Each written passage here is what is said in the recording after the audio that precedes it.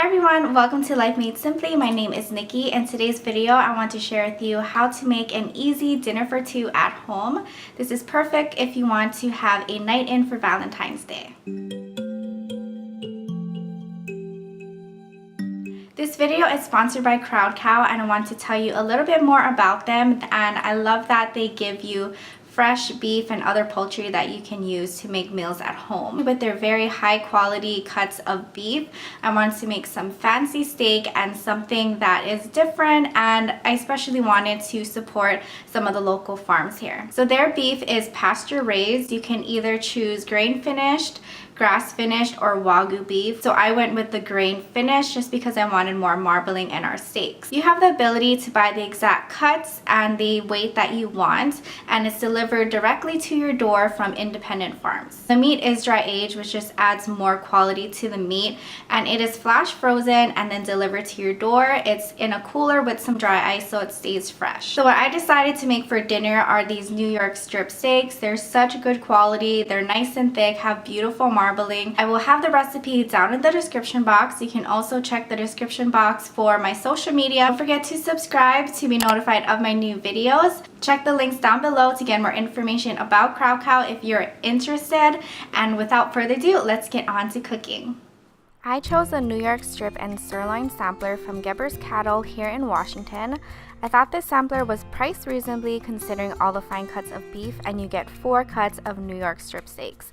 I also received sirloin tip steaks and 2 pounds of ground beef that will all be put to use in future dinners for my family and I. Onto these beautiful steaks. I let them defrost in the fridge overnight. Crowd Cow also has tips on how to defrost and prepare the different types of meat, which is very helpful if you're a beginner. Pat dry before seasoning, and with thicker cuts of beef, I like to season it generously with some Hawaiian sea salt, being sure to get the sides as well. I also added garlic powder and pepper, nothing too overwhelming to overpower the taste of the steak. Onto the side dishes, I kept it simple by choosing sides I can quickly season and throw in the oven to roast. I'm quartering baby red potatoes and spreading them on a baking sheet, adding some extra virgin olive oil before seasoning them with salt, pepper, and garlic powder. You can give them a quick toss so they're evenly coated and pop them in the oven at 425 for 20 to 25 minutes. I love pairing steak with asparagus, so I cut the ends off and season them the same way I did for the potatoes, adding some extra virgin olive oil, salt, pepper, and garlic powder. You can choose whichever vegetable side you'd like. I think green beans would also be delicious. These cook faster, so place them in the oven for the last 10 minutes of the potato cooking time. Back to the steak, heat up a bottom-heavy skillet to medium-high heat. You should really hear the pan sizzle when you place the steaks down for a nice sear. Let each side sear for a minute or two before flipping them just once.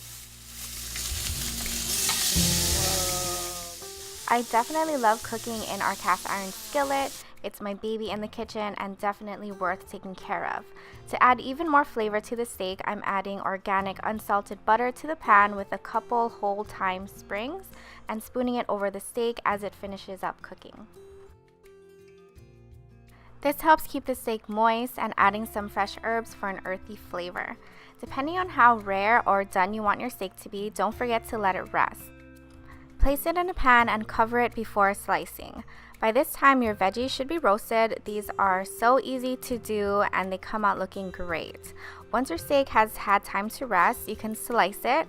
Our steaks were cooked about medium rare, which was perfect for us. You can be fancy and plate it nicely like how I'm doing. For a special dinner at home, I think it gives the restaurant feel. I found out the steak next to some potatoes with a fresh rosemary and laid the asparagus on top. I set up our romantic table with decorative plate chargers, a few candles, and flowers. Everything turned out delicious and we really loved our date night together. The steak was moist and full of flavor, and we both agreed it was one of the best steaks we've ever had. So thank you Crowd Cow for making our night in extra special.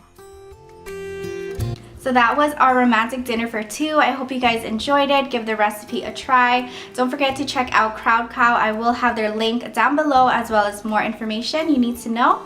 Thank you guys so much for watching, and I'll see you in my next video. Bye!